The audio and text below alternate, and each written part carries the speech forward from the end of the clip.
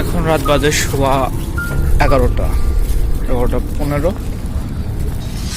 নির্জম রাস্তা। এই রোডে এখন আসলে লোকজন থাকবে না, লোকজন থাকে না আর কি। খুবই ভয়ঙ্কর, আমার কাছে খুব ভয় লাগতেছে। ভয়ঙ্কর রাস্তায় যাচ্ছি, হাতে রয়েছে বিরিয়ানির প্যাকেট, সাইকেল চালিয়ে যাচ্ছি। এখানে একটা পুরোনো একটা ঘরের মতো আর কি।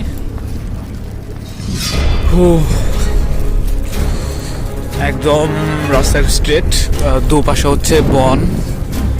এগুলো ওষুধি গাছ, যত গাছ রয়েছে এটা সব ওষুধি গাছ। তো আমার কাছে একটু ভয় লাগছে, না ভয় লাগছে, ভয় লাগার কিছু নেই।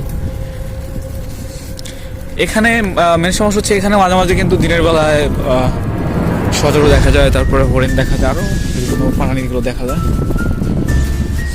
তো এরকম কোনো একটা প্রাণী যদি সামনে এসে পড়ে তাহলে আমার করার কিছু নেই। আর প্রচুর সাপ রয়েছে এখানে, এই জন্য ভয়টা লাগে যদি সাপের উপর চলে যাই তখন তো সমস্যা। আমি চাই না কাউকে আঘাত করতে। এপাশে আমি দিনের বেলা একটা ব্লগ করবো, এটা নিয়ে সমস্যা নেই। আমি আপনার দেখাবো কি পরিমাণ জঙ্গল এটা। এখানে কোনো মানুষ নেই, আমি যতটুকু শুনেছি এখানে না বললে আমারই ভয় লাগবে। একদম স্ট্রেট রোড, দুপাশে একপাশে লাইট।